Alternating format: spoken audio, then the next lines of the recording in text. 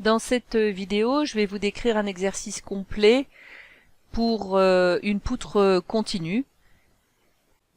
Dans un premier temps, il s'agit de calculer le degré d'hyperstaticité. Donc ici, la poutre, elle a un DH est égal à 1. J'ai une poutre sur deux appuis sur laquelle je suis venu fixer un autre degré de liberté, donc degré d'hyperstaticité égale 1. Au point B, on va pouvoir écrire le théorème des trois moments, parce que c'est une poutre continue.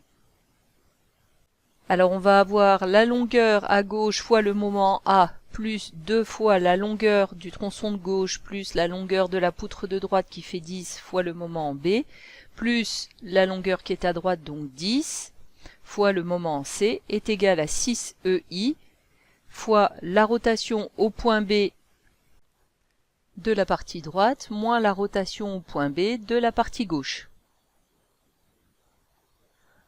Or au point A et au point C, on a des articulations, donc on va avoir le moment au point A qui est égal à 0, le moment au point C qui est égal à 0. Notre équation va donc s'écrire 32MB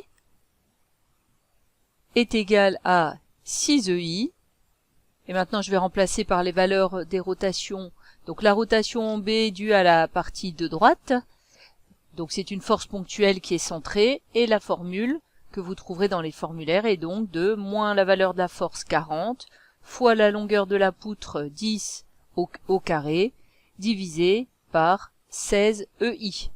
On fait la même chose maintenant pour la rotation au point B due à la partie gauche, la force répartie. Je vais avoir moins la valeur de la force 5 fois la longueur de la poutre au cube cette fois-ci parce que c'est une force répartie, donc 6 au cube, divisé par 24 EI. On a donc 32 MB est égal à, je simplifie par les EI, parce qu'on a le même module de Young et même moment quadratique tout au long de la poutre, donc c'est égal à 6 fois moins 250 moins 45, c'est-à-dire qu'on va trouver un moment au point B qui est égal à moins 55,31 kN fois mètre. Voilà la valeur du moment qu'on trouve à l'intérieur du point B. Maintenant qu'on a trouvé la valeur du moment sur la poutre continue, on va pouvoir la couper en deux poutres isostatiques. Donc la poutre AB avec son chargement de 5 kN et la poutre BC avec sa charge ponctuelle de 40 kN au milieu. Il ne faut pas oublier de rajouter le moment au point B, donc qui tourne dans le sens négatif et qui a la valeur de 55,31 et qui va représenter la continuité de la poutre. Alors là je vous remets mon sens le sens des signes que j'utilise depuis le début de toutes mes vidéos. Et donc si je regarde la poutre de droite, je vais avoir la même valeur de moment, c'est-à-dire 55,31, sauf qu'il va tourner dans l'autre sens. C'est le principe des actions mutuelles.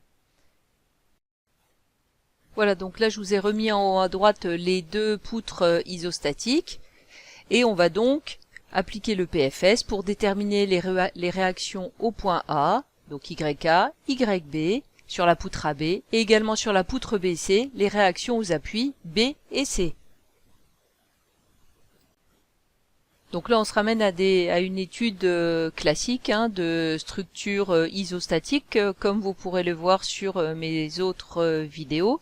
Et je vais appliquer le principe fondamental de la statique. Donc somme des forces sur Y va me donner YA plus YB moins 5 fois 6 est égal à 0. Et là, je fais la somme des moments par rapport au point A. J'ai bras de levier 6 fois YB, moins 5 la valeur de la force fois 6 la longueur fois 3 le bras de levier,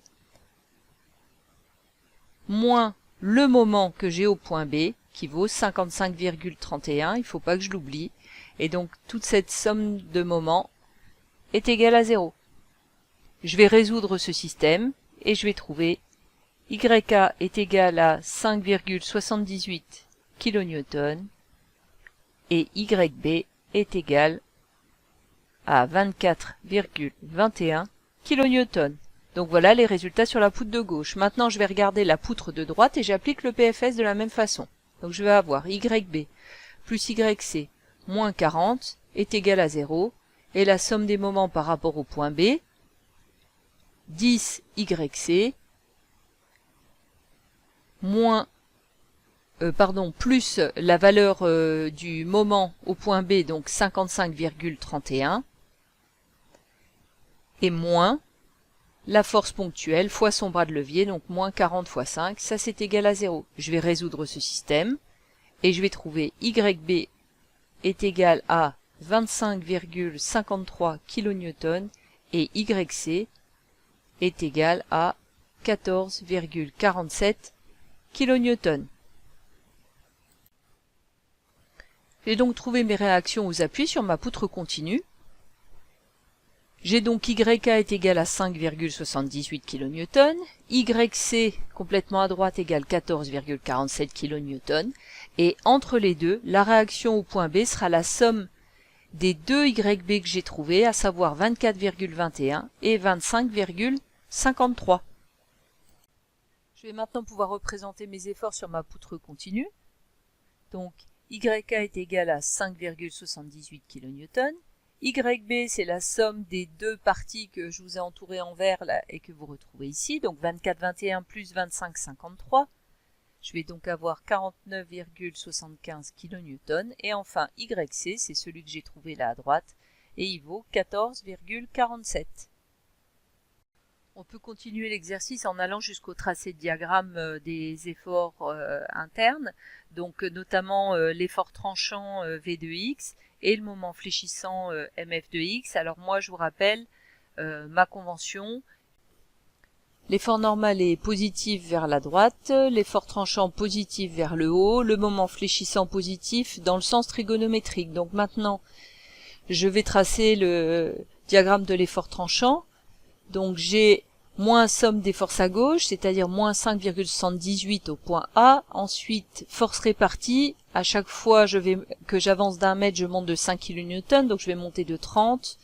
Je vais donc arriver à 24,22. J'ai un saut de 49,75 vers le bas, ce qui va me faire arriver à moins 25,53 kN. Je reste constant parce qu'il n'y a aucune force sur cette partie-là.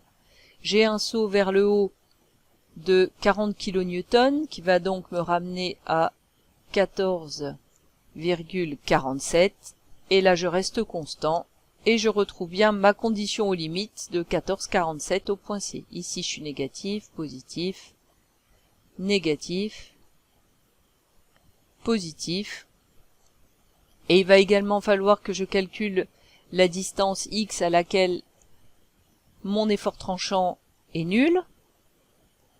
Donc il suffit d'écrire moins 5,78 plus 5x est égal à 0. Et je vais donc trouver x égale 1,156. C'est là où mon moment aura un maximum ou un minimum.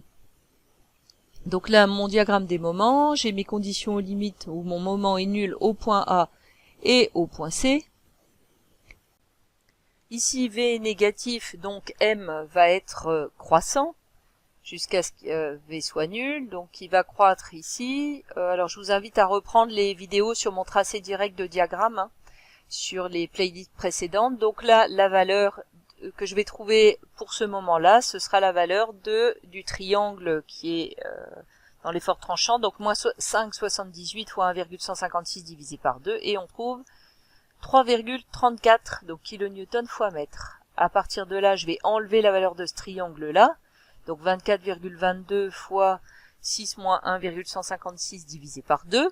Je pars du 3,34 et je vais donc descendre jusqu'à, donc en parabole, jusqu'à moins 55,32 kN.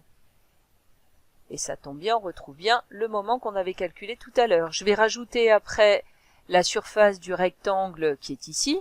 Donc je pars de moins 55,32 plus 25,53 fois 5.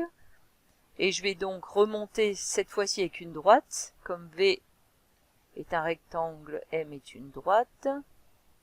J'arrive à 72,34 kN et j'enlève le rectangle qui me reste ici, donc moins 1447 fois 5, et je retombe sur 0.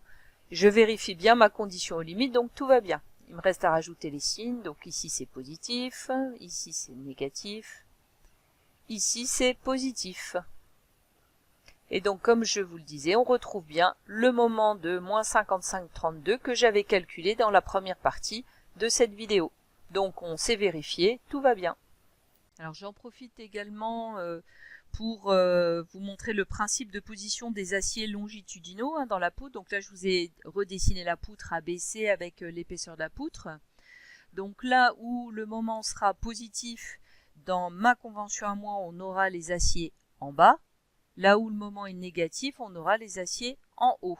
Donc c'est ce que je vais vous dessiner donc là maintenant. Donc on se base bien sur le diagramme des moments que vous avez ici.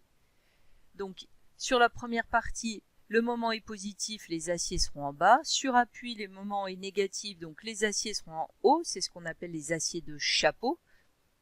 Et donc sur la deuxième travée, donc la travée BC, le moment est positif, donc on aura des aciers qui seront en bas. Donc là, c'est la position des aciers principaux longitudinaux.